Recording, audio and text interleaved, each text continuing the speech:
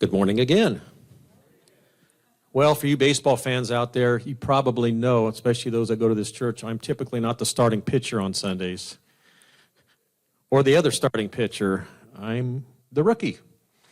Everybody remembers that movie. Father's Day.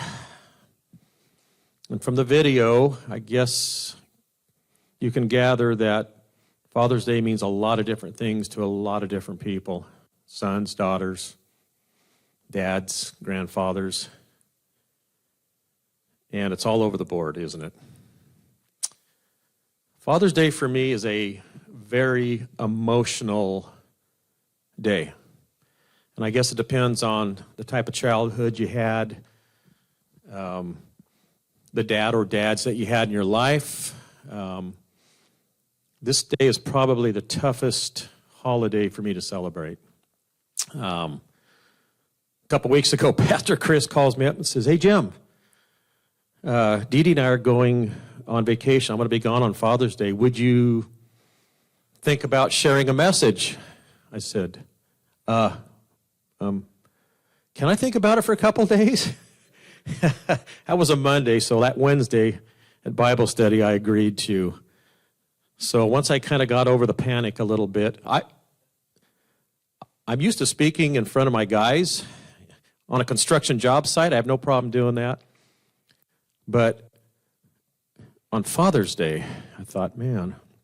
So I've spent the last couple weeks poring over notes, making my notes. I like videos. I like visual presentations. It's just, I think when we were kids, we'd come in from lunch break, and when you saw a projector there in elementary school, you go, yeah, we're going to watch a movie.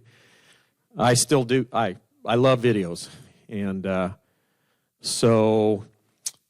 but as I struggled for about a week trying to put together a message, I finally got to a point one day where it said, Lord,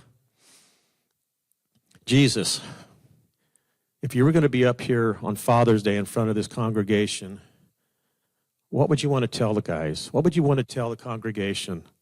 The dads, the sisters, the sons, the daughters. What would your message be, Lord? So that put me on a whole different journey. And so I'm going to make a couple points today, and it specifically relates to fathers, but it also affects, fathers affect the whole family. Mothers, daughters, sons, and we'll get into that a little bit. And you guys, my guys, I'm also the men's leader here, and you guys know that I tend to go very deep sometimes, so forgive me if I really get down in the weeds with you, okay? But I feel on Father's Day, I think the Lord would want to speak a specific message to us men. The thing I liked about Jesus, when he was ministering here on earth, his style was direct. He spoke truth. That truth sometimes stung, but he always did it in love. He always did it in compassion. And there was always grace and mercy and forgiveness at the end of the day. And that style changed the world. So I may fumble around a little bit. I made my notes, and I made the font big enough so I didn't have to wear glasses, I hope. So I'll just give you a little background. Some of you know my story. I'm the oldest of five. My biological dad left my mom with myself and two brothers, all under the age of 6. I never returned into her life after that. And about 4 years later, she married my stepdad. And that was an interesting journey, too. So obviously come from a home where there's two dads, one not involved and one did the best he can, considering the father he had. And some of us know how that goes. So for me to put together a message on Father's Day, I had to really sort through a lot of emotions. And at the end of the day, I had to make sure that this just wasn't a message focused on me and my daddy issues. But I think most of us have a little bit of those.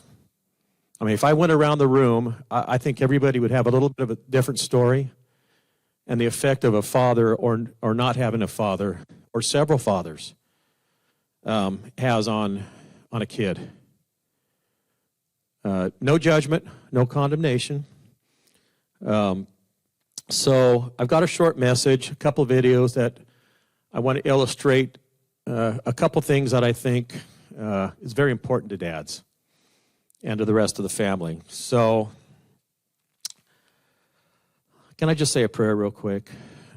Lord Jesus, Father God, you are the perfect Father. You created us, Lord. You created the heavens and the earth. You know what's best for us, Lord. And it was you, Lord, that implemented fatherhood. And Lord, your book, there is a journal. There is a manual, Lord, and it's in your book. Your book teaches us how to be that father, teaches us what to do, Lord. But we're a fallen people, and we tend to be obstinate and stubborn, and we go our own way, and we end up with a messy world, Lord. But that's why you sent your Son to die for us, so that those that believe will live forever and be forgiven. So, Lord, I pray that your Spirit is in this message, Lord, and that you help me get my message across to all my brothers and sisters who I love. In your name, amen. So, I felt this week the Spirit where he was leading me. And obviously, this is a message of love and compassion. But I felt that there's an urgency for fathers, for men, to rise up in this day and age.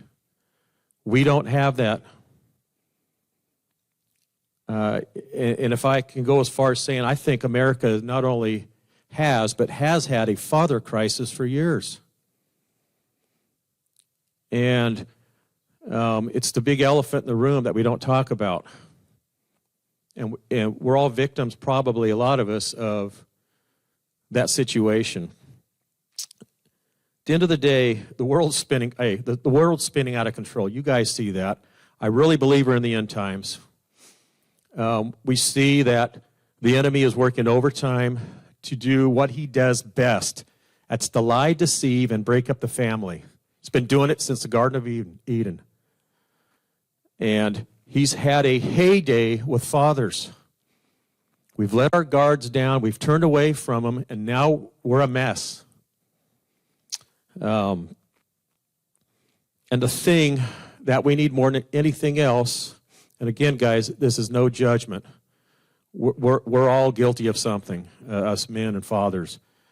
But the point I want to make is, more now so than ever, our kids need a warrior in their house.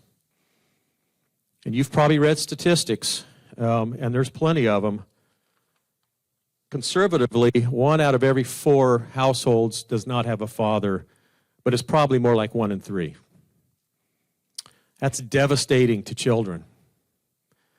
You know, we can make up all the excuses we want, and, you know, the way things have been rolling here lately, 2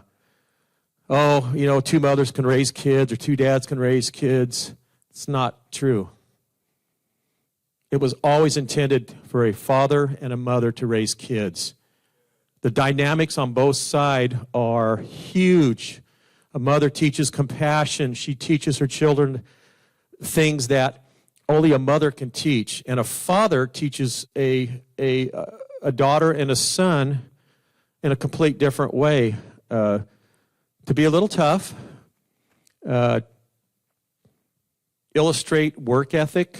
I mean, there's so many things that a mom and dad bring to the table. And we have seen what's happened as that's been destroyed over the years. And so, and my guys and I have been talking about this for the last year. God is calling men to raise up. I don't care where you've been.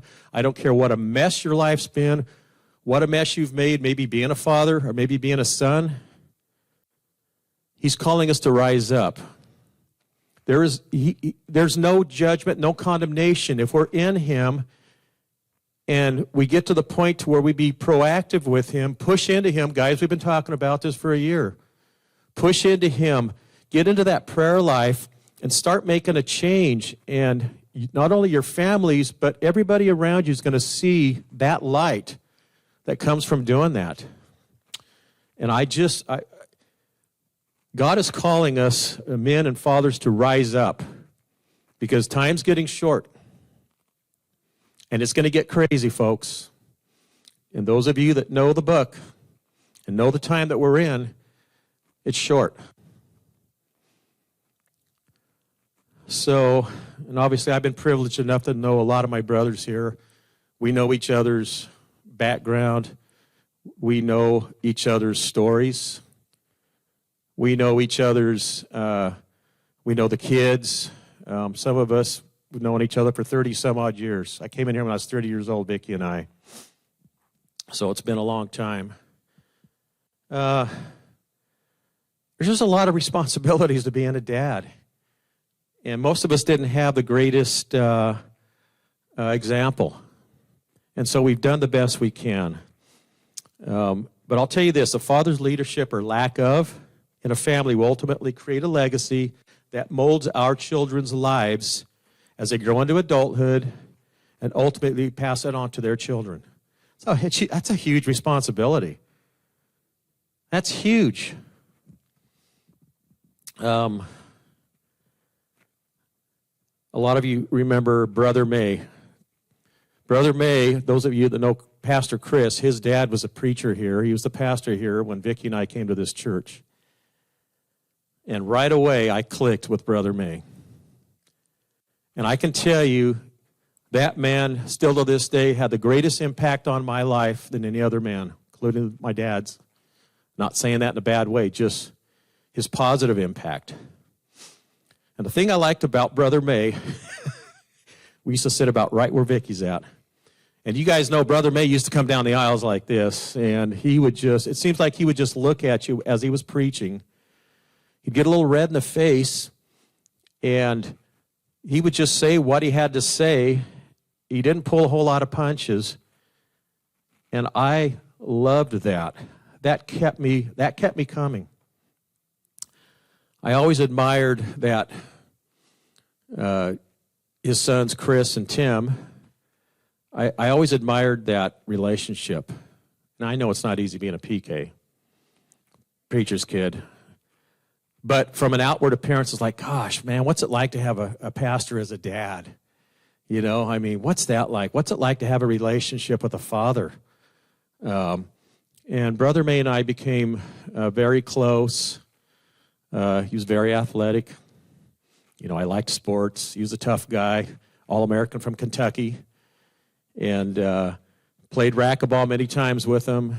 And the thing I really enjoyed doing is, this was back before cell phones. I would come home from working, and he would have, probably once a week, he'd have left a message on my recorder.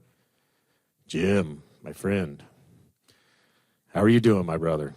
And he could read me, and he'd say things that, how do you know that about me? But the point I'm making is, we had a great relationship, a relationship that a young man cherishes, and a lot of us don't have. And long story short, we were here maybe 10 years, and then we decided to leave and try some other churches, and we literally went back in the desert.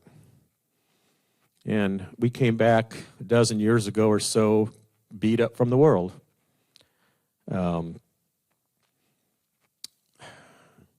So what I have to say is the role of a father, biblically speaking, it's loud and clear and it's black and white. I'm going to just share a couple things with you as far as a father. What's written? What's the duty of a father in the Bible? To preside over their families in love and righteousness, to provide the necessities of life and protection for their families. That's basic.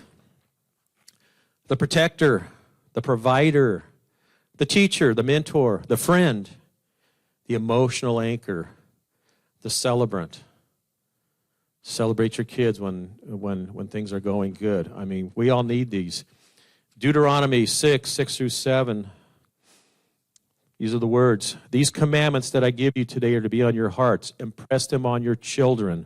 Talk about them when you sit at home and when you walk along the road, when you lie down and when you get up. 1 Peter 3:12, for the eyes of the Lord are on the righteous, and his ears are open to their prayers. And Proverbs 23:24, we all know this. The father of a righteous child has great joy. A man who fathers a wise son rejoices in him. Okay, I mean, it all sounds good, right? But in reality, there's no such thing as a perfect parent or perfect father. I look around, and every father had a child at a certain part of his life. Some were young dads, some were a little older, some married, some not, some already Christians, many not. And some became instant fathers like my dad with 3 kids. And that's a lot of pressure, and that's a lot of responsibility. And you add on top of that most of us really didn't have a great example. Sometimes it's a recipe for a rocky road. So I'm going to go a little deep with you, and I'm speaking mainly to fathers, but this is for young guys or men that don't have children yet. I believe today, and this is one of the points I want to cover, because I think it affects most of us, even the daughters. But I believe today on this very Father's Day that there are a few of us men here in the church who not only haven't forgiven ourselves for our shortcomings or failures as a father, but we've never forgiven our own fathers as well.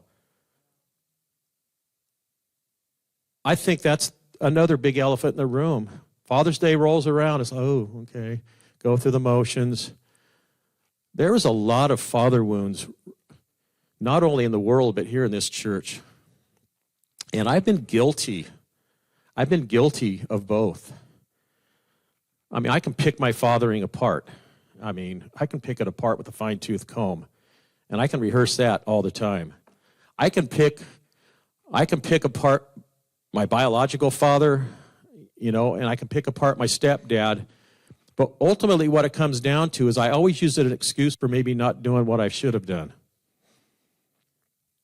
And it's a vicious circle, and it's there constantly. I can tell you, when I get with my brothers, after we've been talking for a little bit, first thing that we start talking, one of the things we talk about, talk to Dad lately? And we talk about our childhood, our past. And for some reason, we feed on each other, and it all comes back.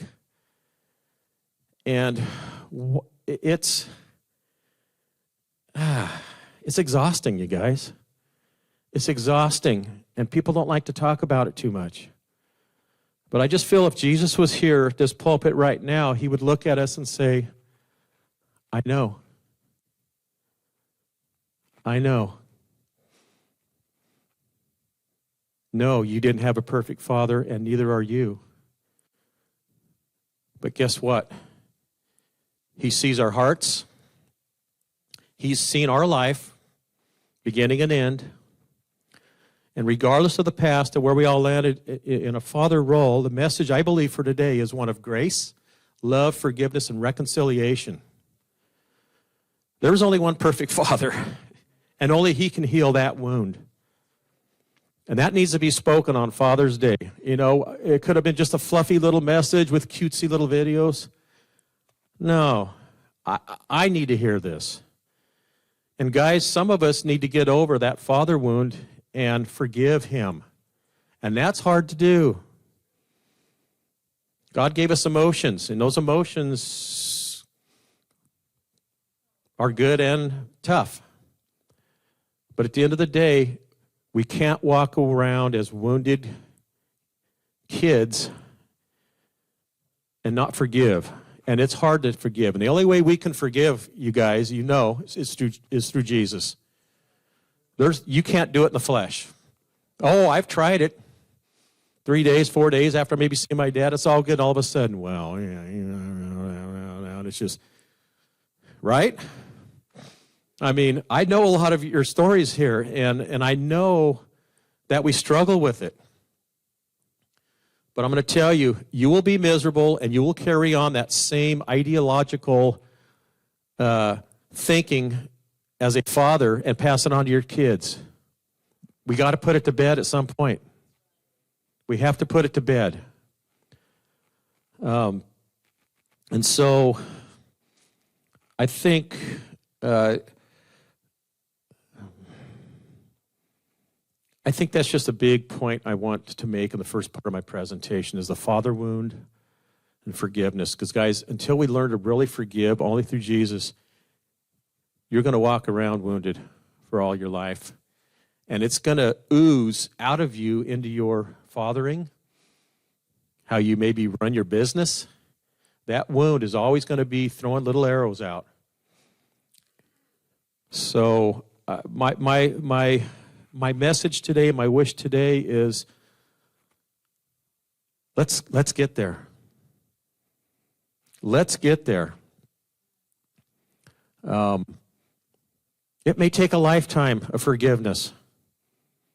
But at the end of the day, we have to get there.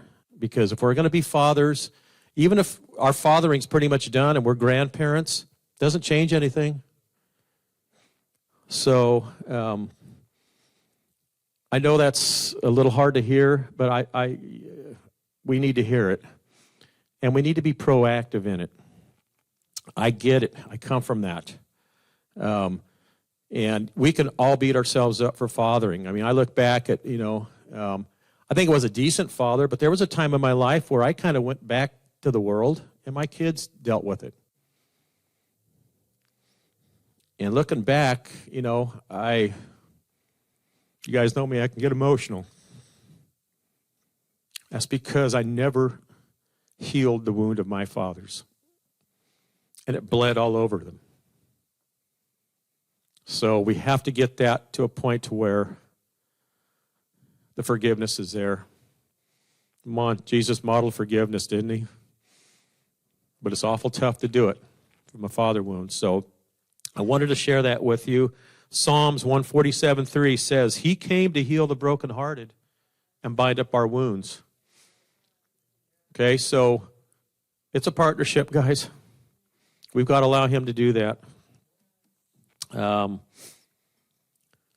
And Pastor Chris, the last year or so, his series, Season of Healing, it's what it's all about. It's about healing. Until we get healed to a point to where we can move on in a positive manner, we're just broken people playing church. And I don't like playing church. I'm not a churchy person. I don't like churchy sayings.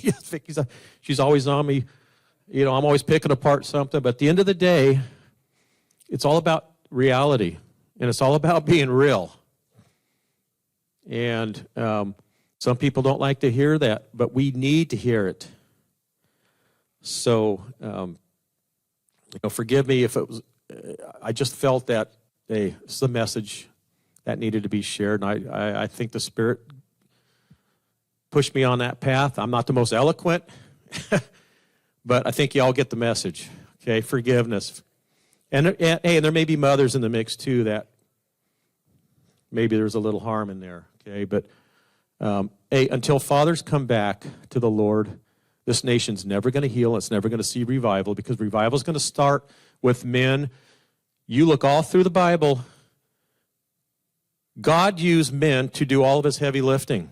The prophets, Moses. You go through all the book, and it was men. Not that women didn't do things, but men were called to do the heavy lifting for the Lord. And when they didn't do that, you see what happened to Israel. Up and down, free, enslaved, free, enslaved. And their kings kind of took this slope there at the end. And it all started with being passed down generation to generation. And so I just wanted to share that with you guys. And before we get to the next video, I'm going to open up.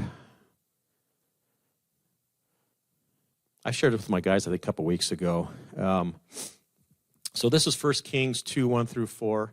Give you a little background. Everybody's heard of David, King David, slew Goliath, was king, and then he had a horrific fall from grace because of his pride, and he slowly worked his back into reconciliation with the Lord and kind of got back to where he was for the most part. So what I'm going to share here is David's dying. He's on his deathbed, and his son Solomon is going to take over the kingdom. And here's what he says. And Solomon knows all of his foibles, just like our kids know our foibles. But here's a dad passing the baton on to his son. He says, as the time of King David's death approached, he gave this charge to his son Solomon. I am going where everyone on earth must go someday. Take courage and be a man. Observe the requirements of the Lord your God and follow all his ways. Keep the decrees, commands, regulations, and laws written in the law of Moses, back in the Mosaic, so that you will be successful in all you do and wherever you go. If you do this, then the Lord will keep the promise he made to me. He told me, if your descendants live as they should and follow me faithfully with all their heart and soul, one of them will always sit on the throne of Israel. Let's put it in modern times. Chris, my son, pretend like I just shared that with you. Son, I'm dying. Take what I've taught you, all the good things, and son, you got to take the baton, and you need to pass down the legacy. That's all a father can wish for at the end of his life. It's not where you started, guys. It's always going to be where you end. Again, that's a father doing what a father does. And it may not be pretty during that journey, but at the end of the day, we're going to hand off our baton. And that generation to generation is all going to be dependent on the baton you handed down. So, big shoes, guys. Big shoes. God bless fathers, especially the ones sitting here that are here, because you're trying to do it right. So, God bless you all. What we're going to do now is, let me see if I'm getting this correct here. Okay. So we're going to go to another video. I'm a YouTube hound. I'm always learning from YouTube. I don't watch much to Vicky's dismay. Why are you always watching YouTube? But I find some great stuff. I find some really great stuff on YouTube.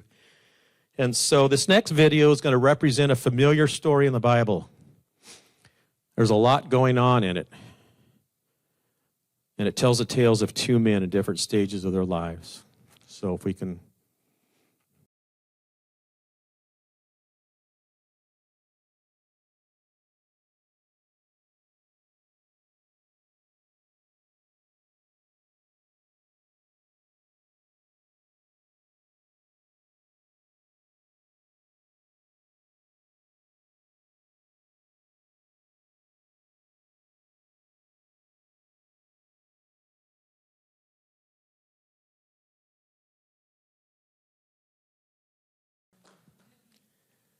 So I think we all know that story, the prodigal son. Could be the prodigal daughter.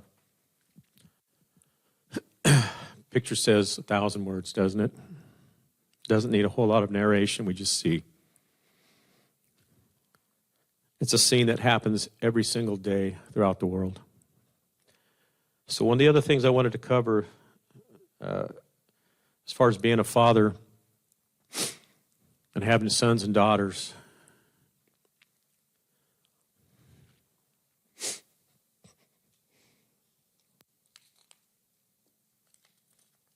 sorry.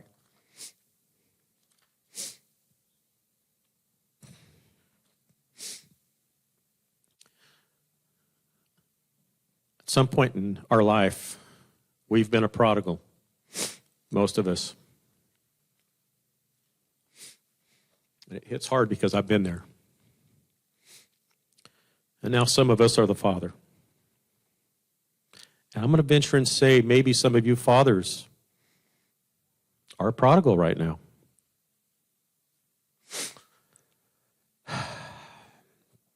Of all the pressures and responsibilities that I've ever had as a father, I mean, starting a new business in my middle age, the pressures of making a living, the pressures of raising kids, all the stresses, that pales in comparison to the possibility of having a prodigal child. And the fear is them never returning to the Lord, or maybe never having come to the Lord. So as a father, and I wanted to make this second point, and the second point of my presentation is, you talk about pressure. And I know, just in this church, we have some. Some might be on brink, and some may have just completely turned their back. So dads, and I know mothers, I get it too, but I'm speaking to the men right now. As a father, that is heartbreaking, that is wrenching, and nothing compares to having a lost child. And so what I wanted to share is this story. And we all know the story of the prodigal son. And like I said, it could be a prodigal daughter. We've got him here in this church. But at the end of the day, the story of the prodigal son is wonderful. The son finally comes back around and says, hey, man, this isn't working. So he ends up returning, like we saw, to Dad's house. And the father welcomes him with open arms. Welcomes him with open arms. No judgment. No, give me the story. What did you do? Welcomes him back with open arms. And I'm here to tell you now, guys, some of us have been there. Some of us may be there right now. But Jesus has his arms open, waiting for us to come back. It doesn't matter what we've done. It's all about returning back to him, or maybe coming to him for the first time. Somebody needs to hear this message. And moms and dads, some of us have lived with it. But there's hope. Jesus came to give hope. He didn't promise a bowl of cherries on this life. You guys know the deal. But he came to save that which was lost.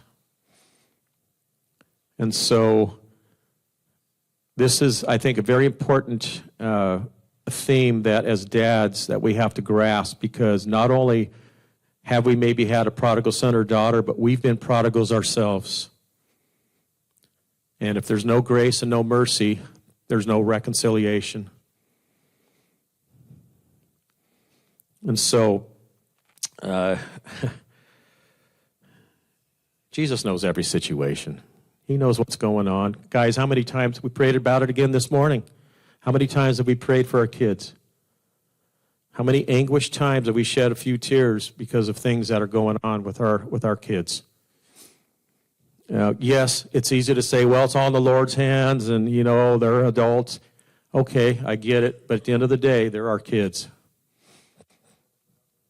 And a father, a good father, a father that gets it, is always going to be concerned where his kids end up in eternity. And so I wanted to share that to you today, dads or dads to be, okay? No condemnation. We've been prodigals. I've done it twice. Did it before I came to the Lord, and did it halfway through raising kids. So I know both sides of it. When we walk back, I've often think, in human terms, how does God feel when we just completely just walk away? And it wasn't till just not long ago where I really started putting that together. But you almost have to have been on both sides of the story to get it. Jeremiah 31, 16, 17, refrain your voice from weeping and your eyes from tears, for your work, raising children in prayer, will be rewarded. And I'm going to say this, guys. I believe a father's greatest responsibility is to never cease praying for his family. Never. It's his responsibility. Don't put it on the wives. You're called to be the leader of the house. It's biblical. You are to be the high priest of the house. Never stop praying for your kids and wait for the miracle. And God's always waiting for them to return. So I just feel like those were two things that I needed to share and that us dads needed to hear because it affects the whole family. So, like I said, I know some of you, I don't know everybody's stories, but know this, God's always waiting for you to come back.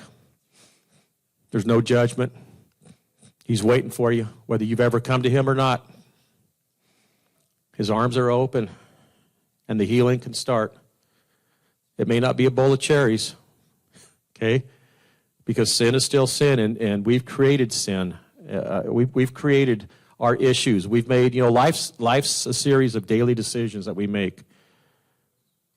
But there's always reconciliation with the Lord. We just have to get it, guys. And we have to walk it out. And like we've been talking about for the past year, we have to learn how to push in and get into our Father as far as prayer goes. It's a supernatural thing. Okay? It is a supernatural thing. We don't quite get it. We tend to overthink things, but at the end of the day, that's our only hope. And he can reconcile you, and your life can change forever. So I just wanted to share that with everybody today. I got one more video. It's actually a happy video.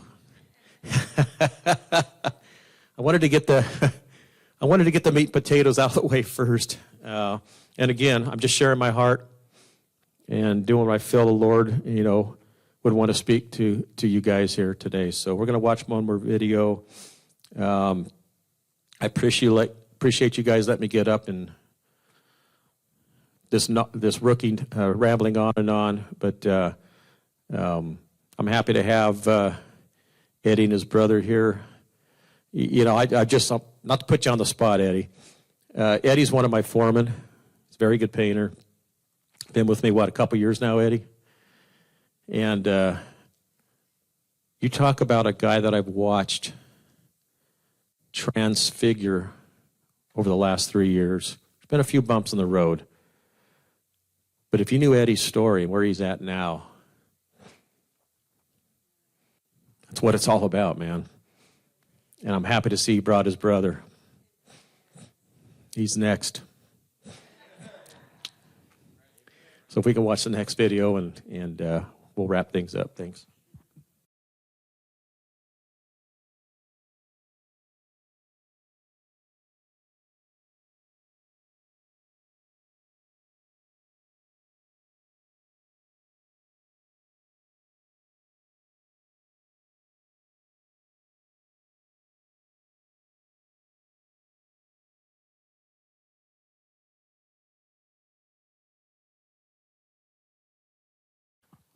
Well, a little bit happier video there at the end. Hey, at the end of the day, family. So, guys, my encouragement today would, if you've got some unfinished business with your dad or girls, think about it. It may be hard, but until that reconciliation happens, it's going to be tough for you walking it out. Hug your kids. There's some that don't even get to see their kids, that are estranged, that can't see their kids. My heart goes out to those dads. So my final message is go make peace. Go love on your parents. even though it may be hard. At the end of the day, the reason you have to do that is because even while we were in sin, Jesus died for us. Okay? So, before I close, does anybody need to come up for some prayer? I just want to keep it open for a little bit here. It's up to you, not to put anybody on the spot. It's always open. So. And does anybody have anything to share? Anybody want to add anything to it? Yes, Paul.